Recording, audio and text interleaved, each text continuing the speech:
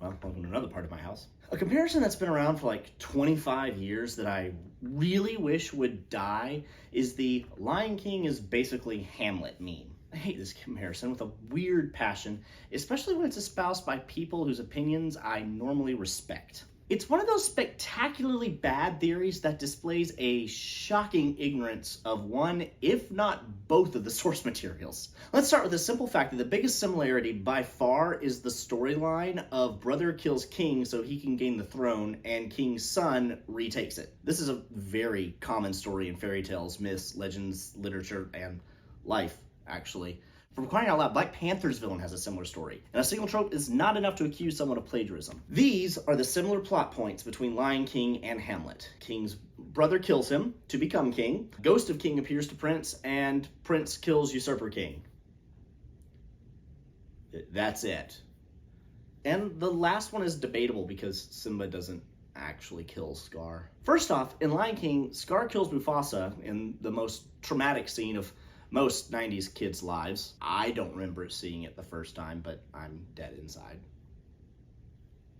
In The Lion King, this happens about a third of the way through the story, I think. It might happen later, might happen earlier. I honestly forgot to check before I started filming this. In Hamlet, though, that is the prologue. When Hamlet starts, Claudius is already king. The biggest similarity between the two stories isn't technically even in Hamlet. Scar also tries to kill Simba as part of the plot to become king. Claudius also tries to kill Hamlet, but that's at the end of Act 4 of 5. And it's not in order to gain the throne, which actually might be a plot hole in Hamlet, because I think that according to the rules of succession, Claudius would need Hamlet dead to become king.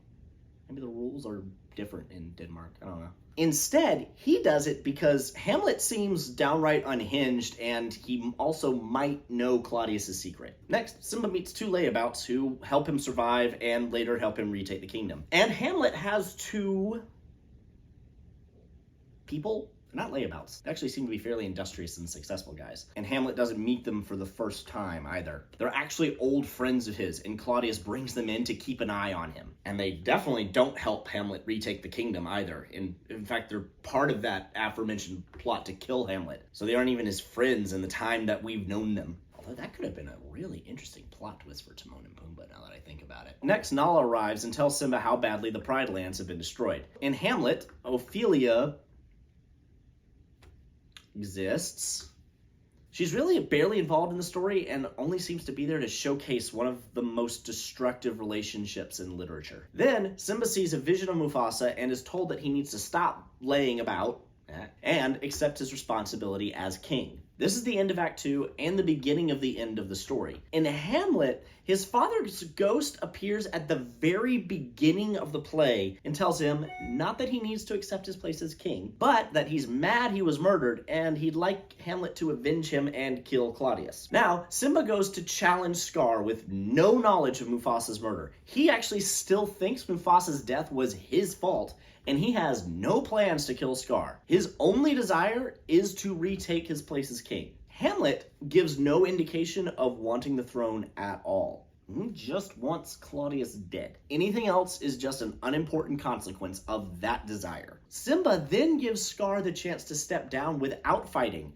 Even after fighting for a bit and discovering that Scar killed Mufasa, he offers to let Scar leave. They fight again. Scar follows the Disney tradition of being defeated after a long fall.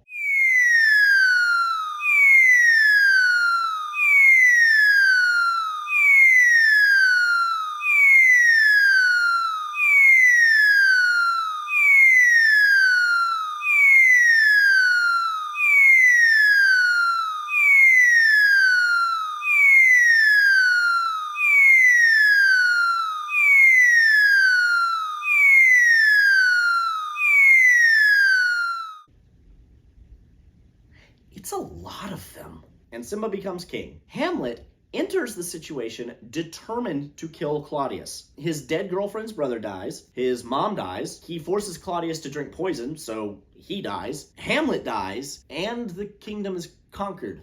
Whew. I hope I've clarified for you that no, they are not the same. Now, there are a number of stories that you can describe the plot points in detail and see the similarities between the two stories. It's very common.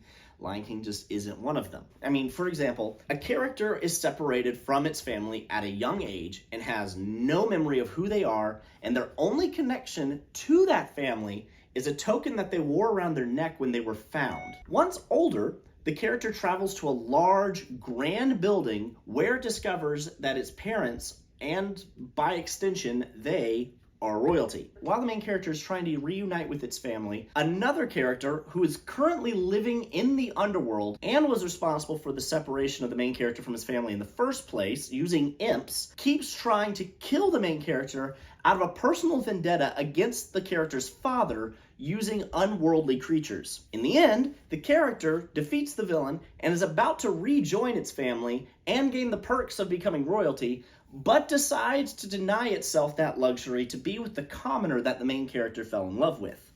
Now, did I just describe Disney's Hercules or 20th Century Fox, now Disney's Anastasia?